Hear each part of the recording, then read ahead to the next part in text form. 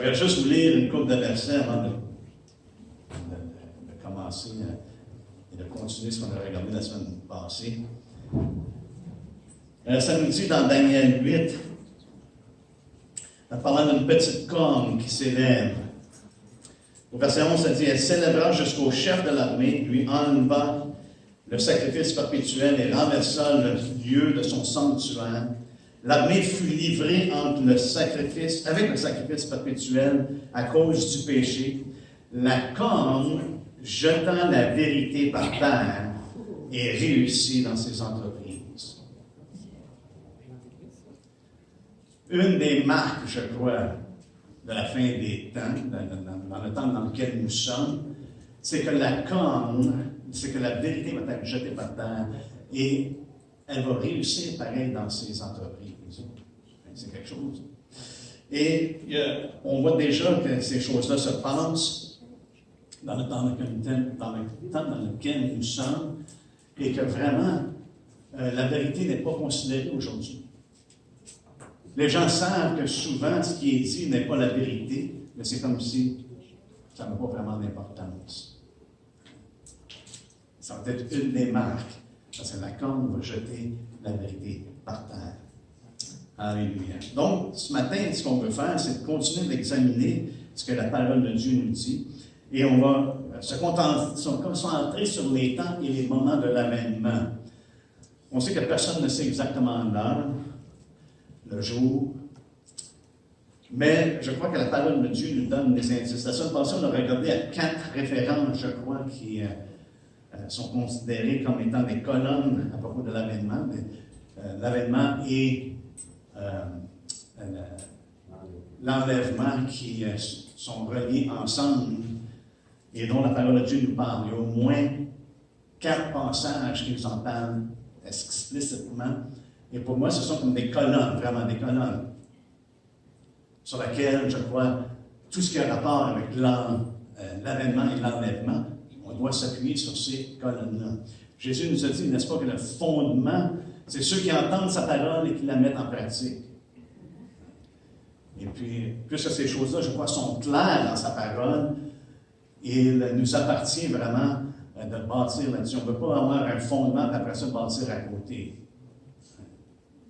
Bâtir sur des choses qui sont tellement rattachées au sujet de l'avènement du Seigneur, mais qui ne sont pas appuyées sur le fondement en tant que tel. Et le fondement, c'est les apôtres et Jésus-Christ étant la pierre angulaire. Et la seule pensée, lorsqu'on a regardé à ça, c'est que chacun de ces passages, les 4 passages que nous avons regardés, font référence également au temps de l'avènement. Jésus nous a dit dans Matthieu 24, aussitôt après ces jours de détresse. Et on sait que ces jours de détresse-là font référence lorsque l'abomination de la désolation va paraître. Voilà, là, ça va être établi dans le lieu saint. Et c'est ce qu'on a vu ensemble. Mais ça fait référence à un temps à des moments spécifiques, aussitôt après ces jours de détresse. Paul nous dit que ça va être à la dernière trompette. Fait qu'il y a un temps qui est énuméré par Paul. C'est à la dernière trompette, dans 1 Corinthiens 15. Il est clair là-dessus et il parle exactement de l'avènement. Et qu'est-ce qui va se passer à ce moment-là? Les morts vont ressusciter et nous allons être transformés. Donc, il révèle un mystère à ce moment-là. Ça va être à la dernière trompette. Il y a 2 choses également que Paul nous fait part qui sont nécessaires avant que le Seigneur vienne. La première chose, c'est qu'il va y avoir quoi? Une apostasie. J'aime la traduction de certaines différentes traductions. La Sommeur dit, ce jour-là n'arrivera pas avant qu'éclate le grand rejet de Dieu. C'est ça l'apostasie. C'est que les gens rejettent Dieu, se détournent de Dieu. Martin dit, ce jour-là ne viendra point que la révolte ne soit arrivée. Lorsque les gens se révoltent. Déjà, l'esprit de la rébellion agit de nos jours.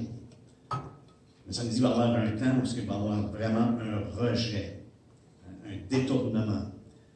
Et la deuxième chose que Paul dit pour les temps et les moments concernant ça, il dit qu'il faut qu'on ait vu paraître l'homme du péché, le fils de la perdition. Mais on sait qu'il y a un temps, il va falloir voir ces choses-là, l'apostasie et la venue de l'homme impie avant que le Seigneur revienne. Et dans 1 Thessaloniciens 4, on a vu que Paul fait référence que c'est au moment de la résurrection. L'avènement, c'est la résurrection des saints, ceux qui sont morts en Christ, et notre transformation. Le changement qui va avoir lieu en nous. Donc, il y a quatre choses, je crois, qui nous aident à reconnaître le temps ou les moments de l'avènement du Seigneur. Jésus dit ça peut-être après, ces jours de détresse, à la dernière trompette. Il faut qu'on voit l'apostasie et vu paraître l'homme du péché et son tête à la résurrection. Est-ce qu'il y a des choses qui ajoutent à ceux qui nous aident à être en mesure de reconnaître les temps et les moments dans lesquels nous sommes et qu'on va voir l'avènement du Seigneur? Je crois qu'il y a des déclarations qui sont sans ambiguïté dans la parole de Dieu à propos des temps et les moments de la fin. Allez avec moi dans 1 Thessaloniciens.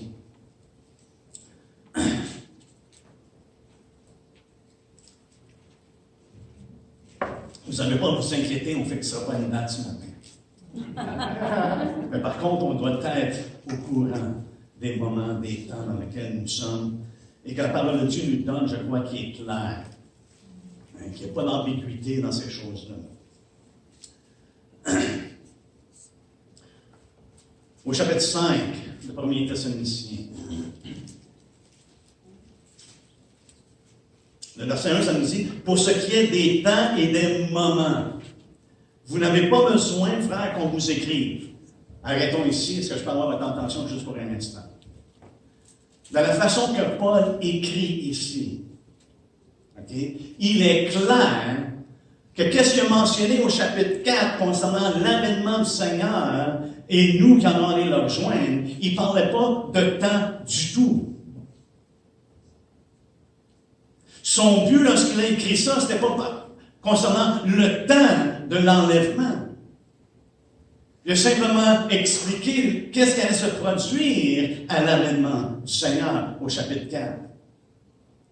Et c'est pour ça que lorsqu'il débute au chapitre 5, et en passant, il n'y avait pas de chapitre et de division dans le temps, c'était juste une lettre. Si on lirait la lettre simplement telle qu'elle a été écrite, on n'aurait jamais dit « Oh, ça c'est l'enlèvement, on va être enlevé dans les cieux, puis on va aller au ciel, puis on va revenir par la suite. » Non. On aurait vu que Paul décrivait le déroulement de l'avènement. Qu'est-ce qui va se passer exactement? C'est qu'il va avoir la résurrection. Nous, on va être changés. On va se rencontrer dans les airs. On va rencontrer le Seigneur sur la nuit. Et par la suite, il dit, pour ce qui est des temps et des moments, maintenant, il va adresser les temps et les moments. Il dit, on n'a même pas besoin de vous écrire concernant ces choses-là. Au verset 2, il dit, car vous savez bien vous-même que le jour du Seigneur viendra comme un voleur dans la nuit. Il parle de la même chose ici. Il fait référence exactement à ce qu'il vient de décrire, ce qui va se produire à l'avènement. Mais il dit, vous savez vous-même, concernant les jours, concernant les moments et les temps, vous savez, je n'ai même pas besoin de vous écrire, vous savez vous-même, vous savez bien que le jour du Seigneur viendra comme un voleur dans la nuit, quand les hommes diront paix et sûreté, alors une ruine soudaine les surprendra comme la douleur de l'enfantement surprend la femme enceinte et ils n'échapperont point. Une femme qui est enceinte, frère et sœur, c'est observable. Hein? C'est observable lorsqu'une femme est enceinte. Il y a des fois, il y en a, ça paraît moins que d'autres, mais après une observation, on peut reconnaître cette personne-là est enceinte. Donc, on peut reconnaître les temps et les moments dans lesquels nous sommes. Frères et sœurs, l'Église a besoin de reconnaître les temps dans lesquels nous sommes. Mais la femme ne sait pas exactement lorsque les douleurs de l'enfantement vont venir. Mais lorsqu'elles viennent, elle le sait fort bien. Et elle sait que l'enfant est sur le point de naître. Frère, ça, il y a des choses qui vont se produire. On est en mesure de reconnaître la femme enceinte, on va voir les douleurs qui vont arriver soudainement. Mais savez-vous quoi? C'est ceux qui ne l'attendent pas. Il dit, il viendra comme un voleur dans la nuit quand les hommes diront paix et sûreté, alors une ruine soudaine les surprendra. Comme les douleurs de l'enfant surprennent la femme enceinte et n'échappons pas au point. Mais vous, frères, vous n'êtes pas dans les ténèbres pour que ce jour vous surprenne comme un voleur. Alléluia. Hein? Quelle assurance, quelle belle promesse. Ce jour-là n'arrivera pas pour nous comme un voleur. Pourquoi? Parce qu'on l'attend. On l'attend. Et on l'attend avec patience. Le chant tantôt qu'on chantait, l'Église attend avec impatience, ou quelque chose comme ça. Moi, je chantais, l'Église attend avec patience, parce que la parole de Dieu nous dit d'être patient, juste pour... C'est vrai qu'on peut être impatient, on a hâte que ça arrive, oui. Mais en même temps, on a besoin, en tant qu'Église, d'être patient, jusqu'à son retour. Parce qu'il revient bientôt. Et ce qu'il nous dit, lorsqu'on continue à lire au verset 5, vous êtes tous des enfants de la lumière et des enfants du jour. Nous ne sommes point de la nuit ni des ténèbres, ne dormons donc point comme les autres, mais veillons et soyons sobres. Avez-vous remarqué qu'à toutes les fois que la parole de Dieu nous parle de l'avènement du Seigneur, ça nous parle également, ça nous rappelle de veiller, de ne pas dormir, mais de veiller. C'est tellement important, frères et sœurs. Nous avons besoin de veiller, de se tenir prêts. Et soyons sobres. Car ceux qui dorment, dorment la nuit, et ceux qui s'enivrent la nuit. Ils ne sont pas sobres. Nous, on est appelés à être sobres. Mais nous qui sommes du jour, soyons sobres, ayant revêtu la cuirasse de la foi et de l'amour, et ayant pour casque l'espérance du salut, car Dieu ne nous a pas destinés à la colère, mais à la possession du salut par notre Seigneur Jésus-Christ, qui est mort pour nous, afin que soit que nous veillions, soit que nous dormions, nous vivions ensemble avec lui. Alléluia. Donc, on a une idée du temps, des moments. C'est le temps lorsque les hommes, on va entendre de plus en plus, vont penser avoir réussi à avoir la paix et la sûreté en dehors de Dieu. Parce que lorsque la corne va s'élever, elle va jeter la vérité à terre. Fait que leur sens de paix et de sûreté n'est pas fondé dans la vérité, mais dans le mensonge. Et Pierre, Paul en parle également dans 2 Thessaloniciens, n'est-ce pas? Mais nous attendons le Dieu de gloire. Parce que le Seigneur nous dit qu'il va apparaître avec une grande puissance et gloire. Et dans l'autre évangile, dans Luc, ça dit le contraire, avec puissance et une grande gloire. C'est comme si on couvre toutes les bases. C'est une grande puissance et une grande gloire. C'est dans la gloire de son Père. Et nous, qui est le nous? Qui est le nous qui va apparaître avec lui dans la gloire? Et cette semaine, je pense que c'est vraiment, ça l'a sorti comme jamais auparavant. Je vais bien aller avec moi dans Colossiens 4.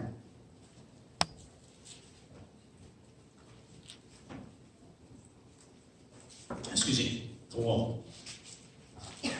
Colossiens 3.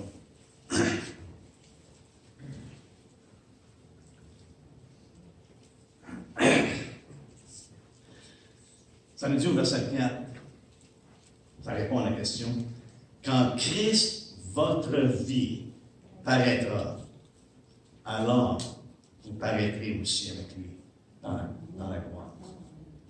Quand Christ, votre vie, frères et sœurs, de croire en Jésus-Christ, ce n'est pas quelque chose qui est intellectuel.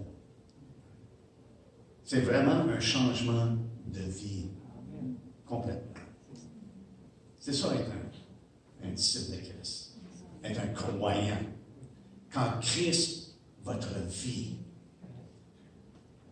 Si Christ n'est pas notre vie, frères et sœurs, on ne paraîtra pas avec lui dans la gloire. Parce que Paul ici est très clair. Quand Christ, votre vie. Et la vie en Christ, c'est qu'on renonce à nous-mêmes, parce que c'est la condition qui naît. Renonce à toi-même, prends ta croix et suis-moi. Il est notre vie. Et parce qu'il est notre vie, nous allons paraître avec lui dans la gloire. Alléluia. Est-ce qu'on peut tourner dans 2 Thessaloniciens, s'il vous plaît? Il va apparaître dans la gloire. La parole de Dieu nous dit qu'il va apparaître des cieux. On l'attend des cieux, n'est-ce pas? Pas sur la terre, mais des cieux. Ça nous dit au chapitre 1, de 2 Thessaloniciens, au chapitre 1, verset 6. Car il est de la justice de Dieu de rendre l'affliction à ceux qui vous affligent et de vous donner à vous qui êtes affligés du repos avec nous lorsque le Seigneur Jésus apparaîtra du ciel avec les anges de sa puissance au milieu d'une flamme de feu pour punir ceux qui ne connaissent pas Dieu et ceux qui désobéissent à l'évangile de notre Seigneur Jésus. Ils auront pour châtiment une ruine éternelle, loin de la face du Seigneur et de la gloire de sa force, lorsqu'il viendra en ce jour-là. Je pense que c'est pas mal clair. Il continue dans sa ligne de pensée, n'est-ce pas? Il est en train de dire, lorsqu'il viendra en ce jour-là pour être glorifié dans ses saints et admiré dans tous ceux qui auront cru, car notre témoignage auprès de vous a été cru.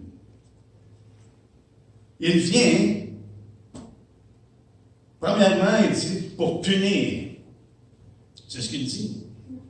Mais il parle à qui? Il parle aux Thessaloniciens que juste quelques mois auparavant, il avait écrit une autre lettre pour leur dire comment est-ce que ça allait se dérouler, la résurrection, notre transformation, notre changement, notre réunion avec lui dans les airs. Dans un temps où les hommes vont dire paix et sûreté, ces choses-là vont se produire. Et là maintenant, juste quelques mois plus tard, on leur écrit, disant, hey, Dieu va vous donner, à vous qui êtes affligés, du repos avec nous. Quand? Lorsque le Seigneur Jésus apparaîtra du ciel avec les anges de sa puissance. Et pourtant, il avait dit juste auparavant, quelques mois plus tôt, qu'il allait apparaître avec les saints qui étaient ressuscités. Et puis, nous qui allons être transformés, qui allons être changés en un clin d'œil. Parce qu'on voit que l'avènement du Seigneur, lorsqu'on regarde dans la parole de Dieu, c'est plus qu'une chose qui se passe. C'est plus qu'une chose qui se passe. Le jour du Seigneur, c'est qu'il juge les hommes. Mais son avènement, qui est ce jour-là, également est une bénédiction pour ceux qui sont en lui. Pour qui Christ est notre vie, c'est une bénédiction. On sait qu'on n'est pas destiné à la colère de Dieu. Mais ici, on est destiné ici, en ce jour-là, pour être glorifié dans ses saints et admiré de tous ceux qui auront cru. Seul Dieu peut faire d'un avènement des choses qui surpassent notre intelligence, qui surpassent comment exactement ça va se passer. Mais on sait qu'il vient pour punir les injustes, ceux qui ne croient pas, mais en même temps pour qu'ils soient glorifiés dans ses saints et dans ceux qui sont admirés par ceux qui ont cru. Alléluia. Dans le même moment, nous allons voir le jugement de Dieu et la gloire de Dieu se révéler.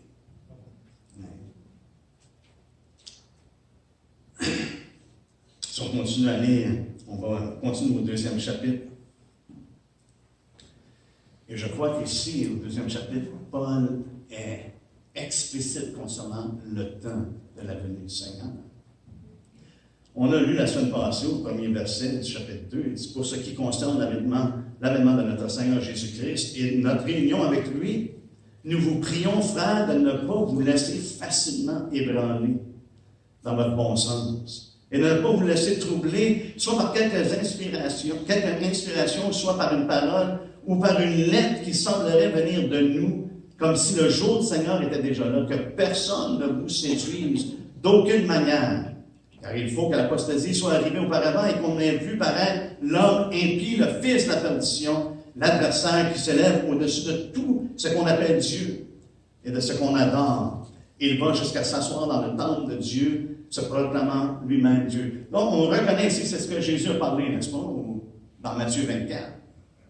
C'est l'abomination de la désolation, établie dans le lieu saint. Il n'y a aucun doute, il n'y a personne, je pense, qui argumente à propos de ça. Au verset 5, il dit, vous ne vous souvenez-vous pas que je vous disais ces choses lorsque j'étais encore chez vous, et maintenant vous savez ce qui le retient, afin qu'il ne paraisse qu'en son temps, car le mystère de l'iniquité agit déjà, il faut seulement que celui qui le retient encore ait disparu. Et je sais qu'on peut avoir beaucoup d'opinions sur qu'est-ce qui le retient. Il y a des gens qui croient que c'est l'Église. Il y a des gens qui croient que c'est l'Esprit Saint qui le retient. Il y en a d'autres qui croient que c'est Michael, le chef de l'armée, parce que dans Daniel, c'est lui qui combat. Il y a des gens qui croient que c'est peut-être même le dragon lui-même, parce qu'il y a son plan, le dragon, à accomplir. Et le fils de perdition peut seulement être révélé lorsque le dragon est prêt à le révéler. Je vais vous dire une chose. J'ai aucune idée qui le retient. Je peux avoir une opinion. Je peux extrapoler, dire, je pense ça. Mais vous savez quoi? Il n'y a pas un verset qui nous dit. Il n'y a pas un verset qui nous dit qui le retient. J'ai cherché, peut-être vous en connaissez un, mais moi j'en connais pas un, et c'est pour ça qu'on a différentes interprétations. Mais je crois que l'ennemi se sert justement de ça pour enlever notre attention du point que Paul veut faire dans ce passage-là.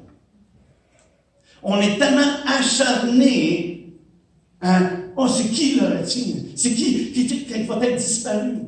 C'est qui le retient? » On est tellement acharné à ça qu'on manque le point de Paul. Regardez ce qu'il dit au verset 8. « Et alors paraîtra l'impie que le Seigneur Jésus détruira par le souffle de sa bouche. » Et la puissance de Dieu ne se compare pas avec le Satan, sa puissance ne se compare pas avec la puissance de Dieu. Par le souffle de sa bouche. Et qu'il écrasera, comment? Par l'éclat de son avènement. C'est toute une révélation là, que maintenant que Paul est en train d'écrire, que l'Esprit de Dieu le guide à écrire. Quelle est cette révélation-là? Il vient de mentionner l'enlèvement et notre réunion ensemble. Il n'y a aucun doute. Et le jour du Seigneur, il n'y a aucun doute que Paul, c'est sa pensée à ce moment-là qu'il parle, qu'à l'éclat, il va détruire l'ennemi par l'éclat de son avènement. Wow! Qu'est-ce que ça veut dire? C'est que le Seigneur va venir à la fin du règne de l'Antéchrist. C'est à ce moment-là, lorsqu'on va être réunis avec lui, parce qu'il parle de l'avènement, c'est son point de parler de l'avènement et de notre réunion avec lui. Il dit qu'il va être détruit par l'éclat de son avènement. Frère, ça c'est le point que Paul fait, et non pas à propos de celui qui le retient. Avec moi dans Apocalypse 19. On sait qu'Apocalypse, c'est un livre qui est quand même assez spécial à lire.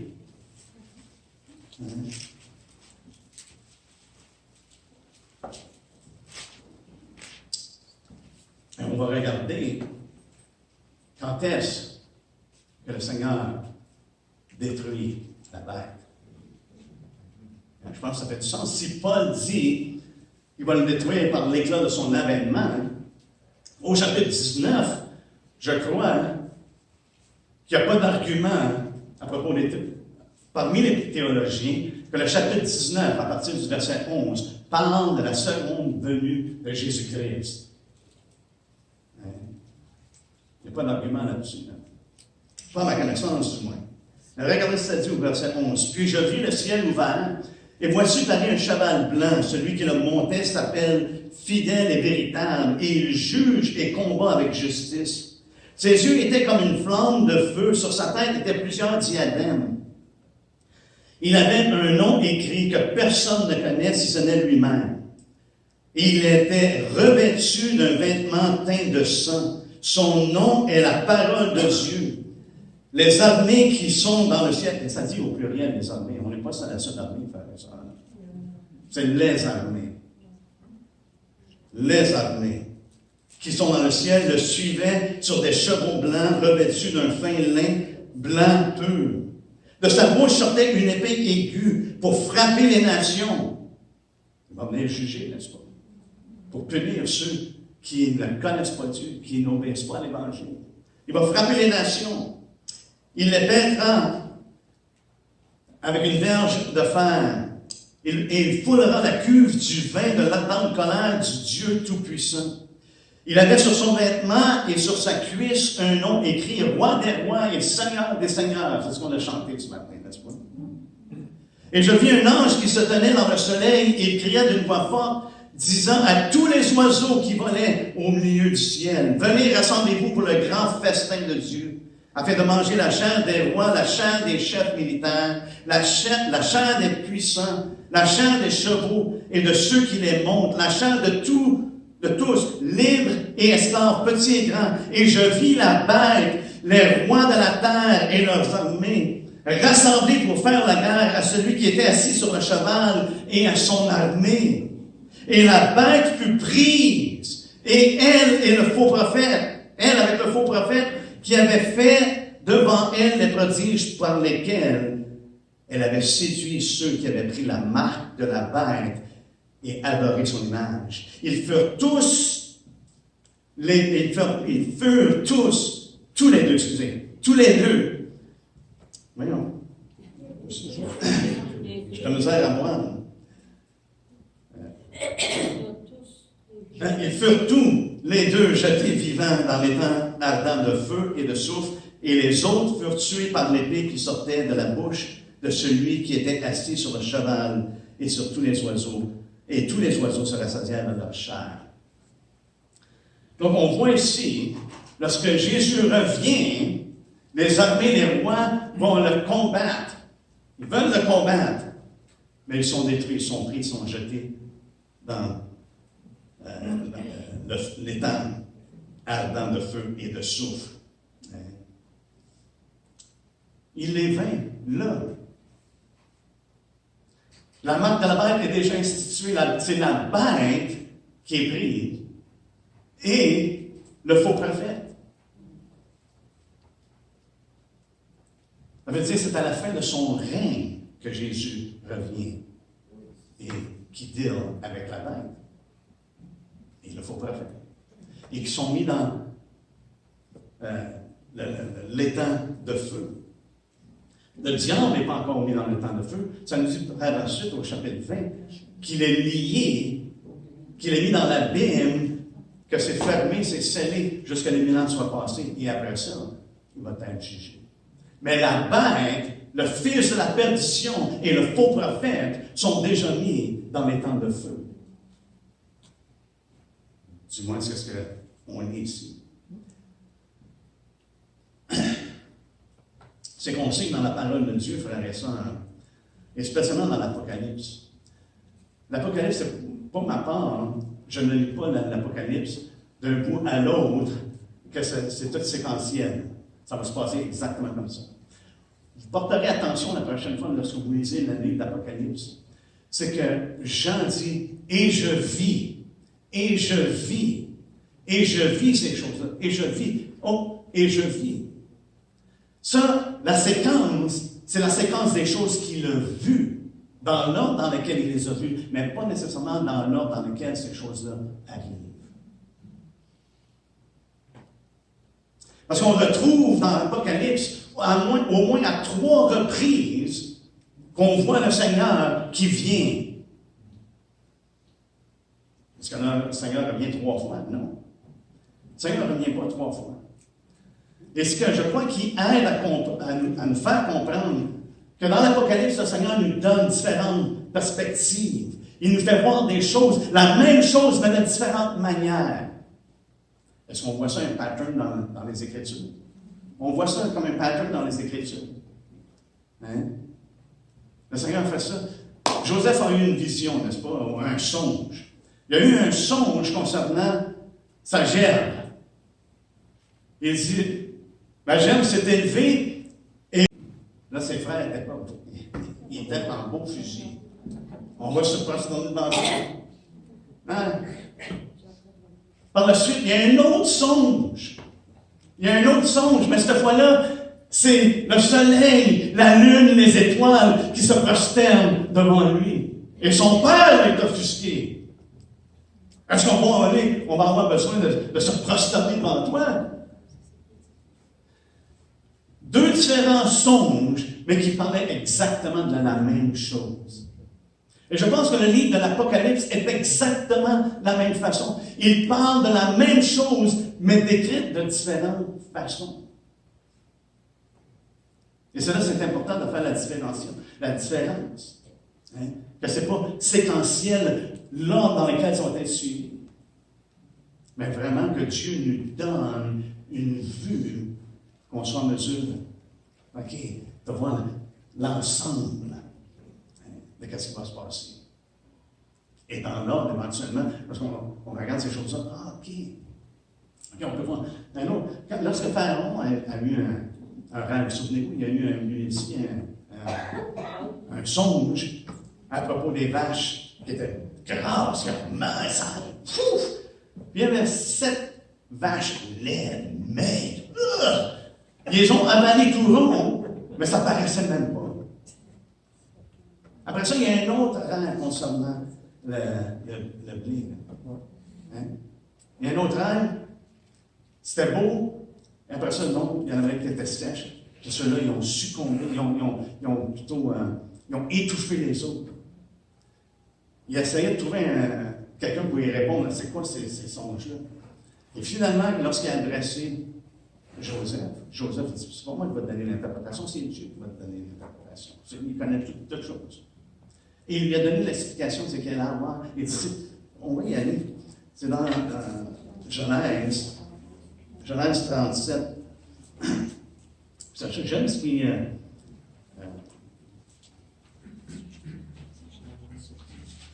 la façon que... c'est Genèse 37. Non, c'est 41 comme ça. Ça, 37, c'est ses frères, son père. 41, c'est lorsque Pharaon, justement, le verset 1, ça dit au bout de 2 ans, Pharaon eut un songe.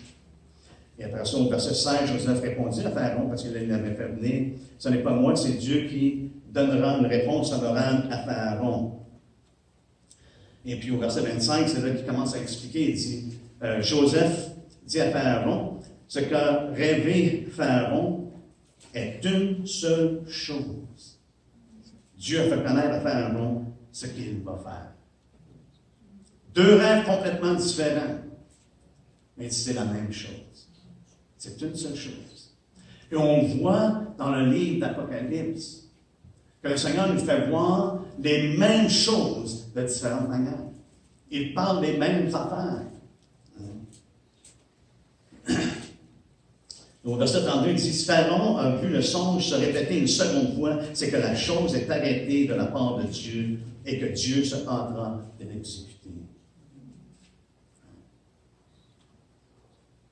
Et pour ma part, lorsqu'on approche le livre d'Apocalypse, parce qu'on sait que le livre d'Apocalypse, c'est de l'imagerie. Hein, c'est de la typologie. C'est vraiment... on parle de bêtes, des bêtes qui ont l'air vraiment bêtes. Sérieusement, c'est des choses qu'on voit, des 7 langues, des 7 esprits de Dieu. C'est symbolique. Je ne pense pas qu'on peut prendre ça littéralement et que la séquence est telle qu'elle nous est donnée. Au 6e sceau, juste pour un exemple, au 6e sceau, dans Apocalypse 6,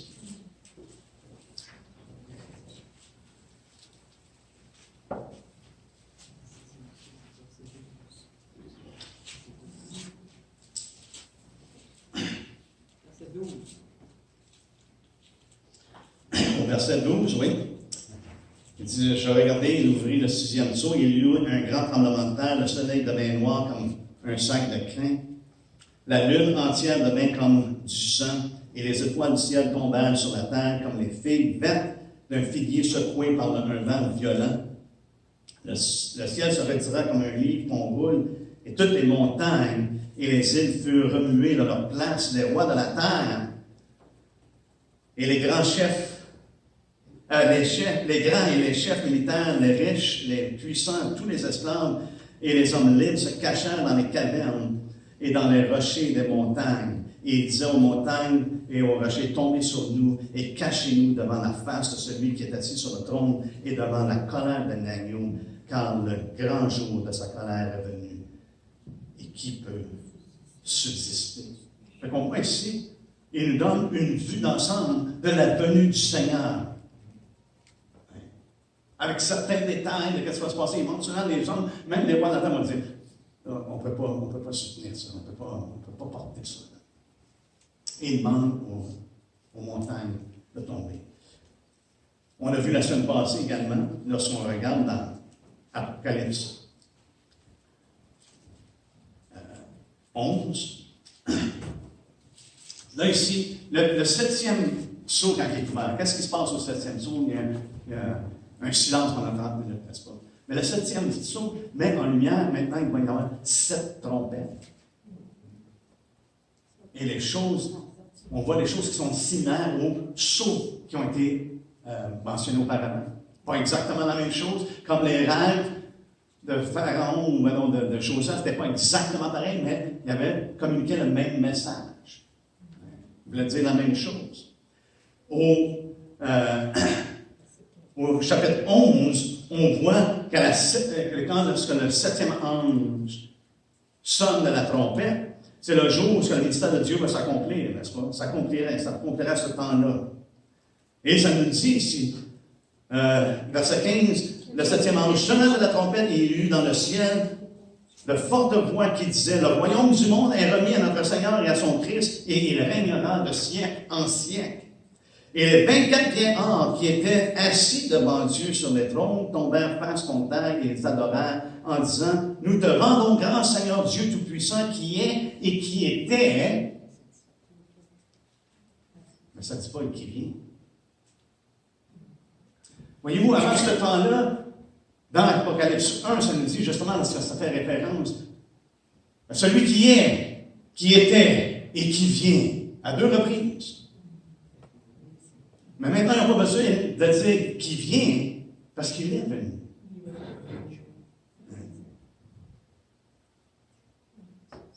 Seigneur Dieu Tout-Puissant qui est et qui était, car tu as saisi ta grande puissance et pris possession de ton règne.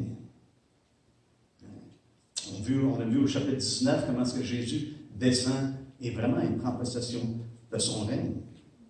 Les nations se sont irritées, ta colère est venue et le temps est venu de juger les morts. Voyez-vous, au 6e sceau, ils se cachent, ils veulent que les montagnes tombent sur eux autres. Pourquoi? Parce qu'ils veulent être cachés de la colère de l'agneau. Ici, il dit, les nations se sont irritées, ta colère est venue et le temps est venu de juger les morts, de récompenser tes serviteurs. On a vu ça la semaine passée. On voit encore les 2 choses qui se passent. Il y a un jugement qui se passe et il y a une récompense également. Comment est-ce que ça va se faire? Je ne sais pas exactement, mais ça nous dit c'est ce qui va se passer. Hein? De récompenser tes serviteurs, les prophètes, les saints et ceux qui craignent ton nom, les petits et les grands, et d'exterminer ceux qui détruisent la terre. Et le temple de Dieu dans le ciel fut ouvert, et l'arche de son alliance apparut dans son temple, et il y eut des éclairs, des voix, des coups de tonnerre, un tremblement de terre et une forte grêle. Le terme qui est utilisé, là, c'est méga grêle. OK? Mais on a une autre référence qui fait également, ça c'est la 7e trompette. Mais regardez au chapitre 16. Au chapitre 16, c'est la 7e coupe. Et on retrouve un langage qui est similaire. Un langage qui est vraiment similaire. Ça nous dit au chapitre 16, verset 17, le 7e verset, ça coupe dans l'air et il sortit du temple, du trône, une voix forte qui disait « C'en est fait ». Ça semble pas mal comme la 7e trompette parce que ça dit que le mystère de Dieu s'accomplirait. C'en est fait. Il y eut des quoi? Des éclairs, des voix, des coups de tonnerre, la même chose, et un grand tremblement de terre, tel qu'il n'y en avait jamais eu depuis que l'homme est sur la terre. Et ça nous dit que la grande ville fut divisée en 3 parties. Il va y avoir un jugement des villes, des nations tombèrent, et Dieu se souvint de Babylone la grande pour lui donner la coupe du vin de son ardente colère. Toutes les îles s'enfuirent et les montagnes ne furent pas retrouvées. Et une grosse grêle, une méga grêle. Mais là, ça nous donne un petit peu plus de détails. Ça dit dont les grêlons pesaient 1 talent, des ventons de 100 livres. Tomba du ciel sur les hommes, et les hommes blasphémèrent Dieu à cause du fléau de la grêle, parce que ce fléau était grand. Et on sait que lorsque même le Seigneur agit, les hommes refusent de se repentir. Ça nous dit, lorsque les coupes sont déversées, au chapitre 16, le 4e, au verset 8, ça dit le 4e verset, ça coupe sur le soleil, et il lui fut donné de brûler les hommes par le feu. Les hommes furent brûlés par une grande chaleur, et ils blasphémèrent le nom du Dieu qui a l'autorité sur ces flots, et ils ne se repentirent pas pour lui donner gloire. La même chose au verset 10. C'est dit le 5e verset, ça coupe sur le trône de la bête et son royaume fut couvert de ténèbres. Les hommes se mordaient la langue de douleur et blasphémèrent le Dieu du ciel à cause de leur douleur et de leurs ulcères. Et ils ne se repentirent pas de leurs œuvres. À cause que Dieu amène un jugement, ça ne veut pas dire que les hommes vont nécessairement se repentir. Et même, ça nous dit ici qu'ils ne se repentiront point. Une chose qui est très malheureuse. Mais même là, encore là, on voit au chapitre 16, au chapitre 17, comment est-ce que l'ennemi, lorsque ces choses-là s'accomplissent, à la 6e coupe, au verset 12 du chapitre 16, ça nous dit, le 6e verset, ça coupe sur le grand fleuve, l'Euphrate, et son eau tarit pour préparer la voie aux rois qui viennent de l'Orient. Je vis sortir de la gueule du dragon, de la gueule de la bête, et de la gueule du faux prophète, 3 esprits impurs, semblables à des grenouilles, car ce sont des esprits de démons qui font des prodiges et qui vont vers les rois de toute la terre afin de les rassembler pour le combat du grand jour du Dieu Tout-Puissant. Voici, je viens comme un voleur. Heureux celui qui veille et qui garde ses vêtements afin qu'il ne marche pas nu et qu'on ne voit pas sa honte. Encore là, au milieu du déversement de la 6e coupe, il dit, il donne la bénédiction sur ceux qui veillent. Mais je vais vous faire porter attention que chaque coupe jamais ne touche les enfants de Dieu.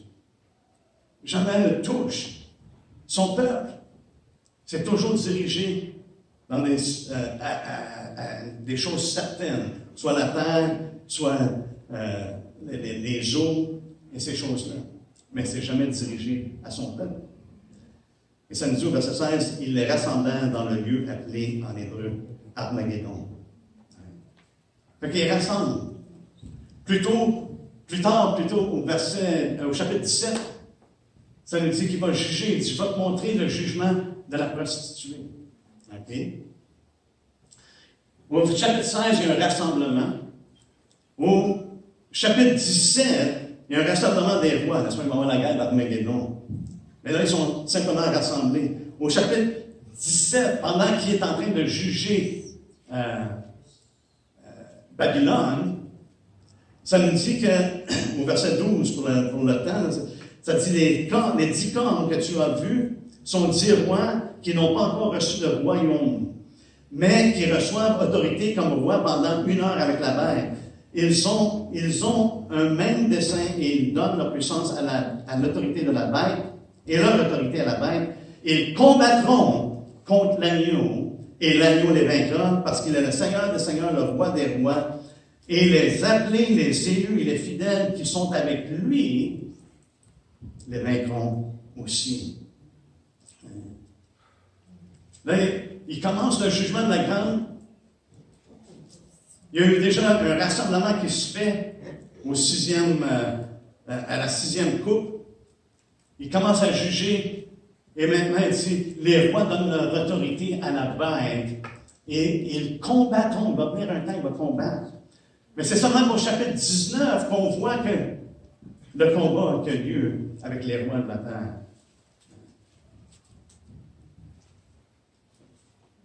C'est seulement lorsqu'il revient qu'il apparaît, que l'avènement du Seigneur et notre réunion avec lui, que ce combat-là prend place.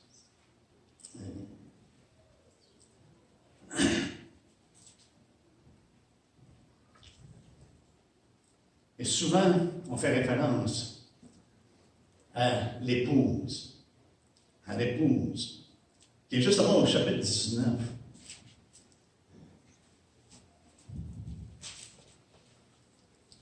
Que l'on voit.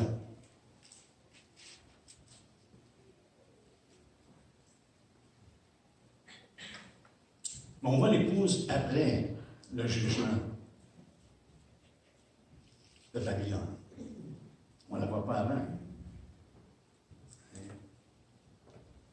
C'est suite à ce jugement-là. À la fin du verset, du chapitre 18, ça nous dit, là on avait trouvé dans la grande ville, qui était précipitée avec une grande violence, ça nous dit, on a retrouvé chez elle le sang des prophètes, des saints et de tous ceux qui ont été égorgés sur la terre. Après cela, j'entendis dans le ciel comme la voix d'une forte, la voix forte d'une foule nombreuse qui disait « Alléluia! Le salut, la gloire et la puissance sont à notre Dieu, parce que ses jugements sont véritables et justes, car il a jugé la grande prostituée qui corrompait la terre par sa débauche. Et il a vengé le sang de ses serviteurs en le redemandant de sa main. Et dire une seconde fois « Alléluia! » Et sa fumée monte au siècle des siècles. Et les 24 vieillards et les 4 êtres vivants se prosternèrent et adorèrent Dieu assis sur le trône en disant « Amen, Alléluia! » Et voici, et une voix sortit du trône, disant « Louez notre Dieu, vous tous ses serviteurs, vous qui le craignez, petits et grands. » Et j'ai entendu comme la voix d'une foule nombreuse, comme un bruit de gros eaux, et comme un bruit de fort coup de tonnerre, disant « Alléluia, que le Seigneur, notre Dieu Tout-Puissant, est entré dans son royaume. » Au chapitre 11, ça nous dit qu'il a pris possession de son royaume. On voit ici qu'il décrit encore une fois, ça fait référence à la venue du Seigneur. Qu'est-ce qui se passe? Il est entré dans son royaume. Réjouissons-nous, soyons dans l'allégresse et donnons-lui gloire, car les noces de l'agneau sont venues. Alléluia. Son épouse s'est préparée. Il lui a été donné de se revêtir d'un fin lin éclatant, pur. Car le fin lin, ce sont les œuvres justes des saints. L'ange me dit, écris heureux ceux qui sont appelés au festin des noces de l'agneau. Puis il me dit, ces paroles sont les véritables paroles de Dieu.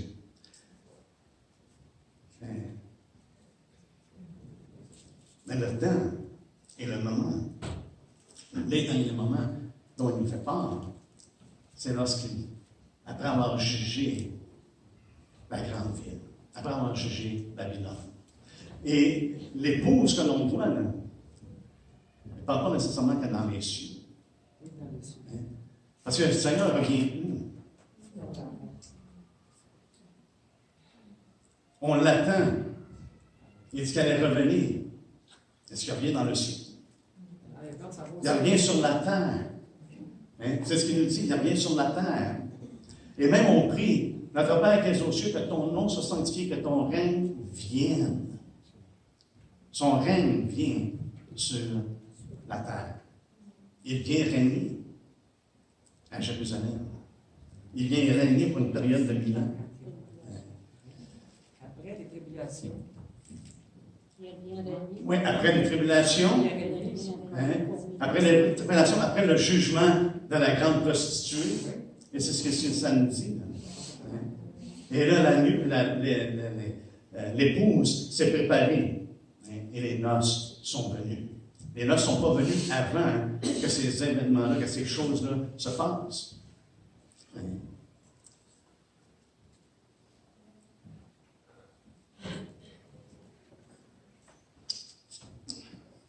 On va continuer la semaine prochaine.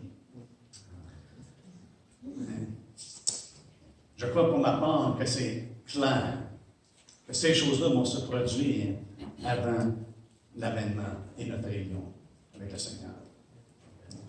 Parce que c'est sur la base, justement, de ces colonnes-là, de ces versets-là, qui font en sorte qu'on peut vraiment bâtir. Le reste doit être interprété, frères et sœurs, parce qu'on n'a même pas besoin d'interpréter les Écritures en ce qui concerne ce que Paul et Jésus disent concernant son avènement. On a simplement de lire ce qui est écrit et de croire ce qui est écrit. Que ça a l'autorité au-dessus de toute autre chose. Et l'interprétation de l'Apocalypse, il y a divergence d'opinion, hein? Aucun doute. Mais par contre, on voit que l'épouse n'est pas préparée avant le jugement